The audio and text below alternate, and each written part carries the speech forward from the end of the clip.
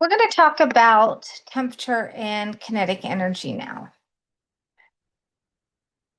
So temperature of a material is just a measure of the average kinetic energy of the particles of the material. Temperature is different than heat. So temperature, you're measuring the kinetic energy, the average kinetic energy of the particles. The temperature can be high and the heat can be low because the heat actually depends on the amount of matter that is present. With increasing temperature, there's increased kinetic energy. It's a direct relationship. So if you're one who needs that visual, we increase kinetic energy, we increase the temperature. As gas is heated, the average kinetic energy of its particle increases, which is measured through temperature.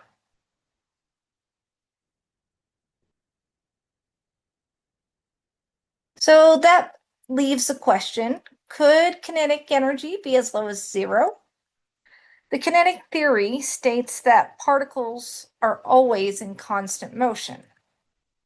As substance cools, it loses that kinetic energy.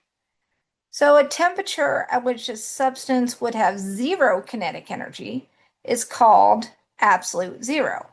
This temperature is 0 Kelvin. It's not okay, it's 0 Kelvin. Remember, Kelvin is the SI unit for temperature. Now, if we were at absolute zero, would the substance move? We've actually never reached absolute value or absolute zero. That should be absolute zero. We've actually never reached absolute zero. But theoretically, nothing would move at absolute zero. Remember that the scale used for temperature is the Kelvin scale. And the Kelvin scale is defined so that the temperature of a substance is directly proportional to the average kinetic energy of the particles.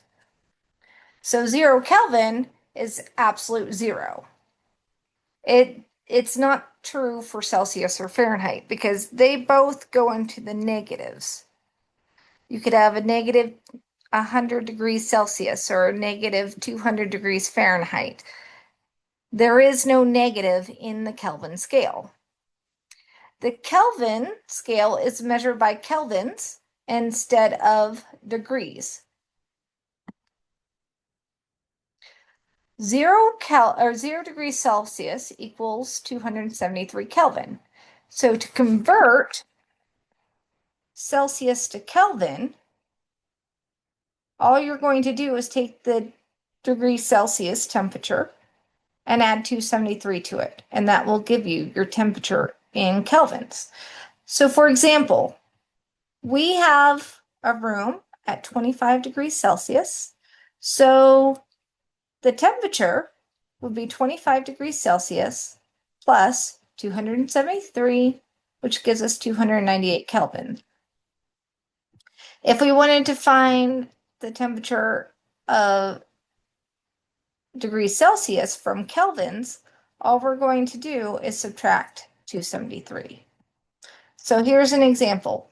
The human body is 310 Kelvin. To solve this, we say 310 minus 273, and this gives us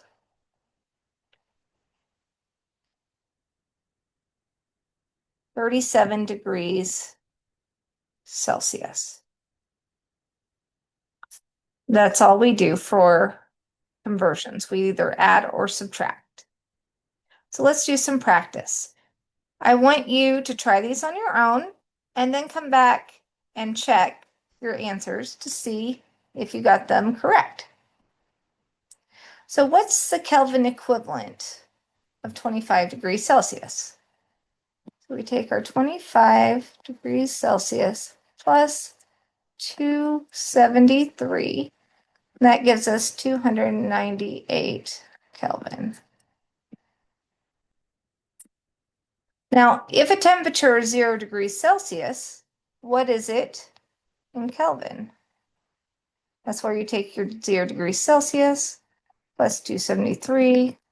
So it's going to be 273. So that's the point at which water freezes here on Earth. Convert negative 50 degrees Celsius to Kelvin.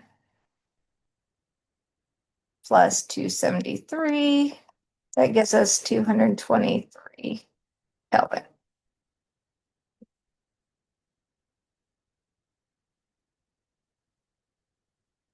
If you have questions or need help, let me know, and I'm happy to help. We're going to stop there today, and I'll see you next time.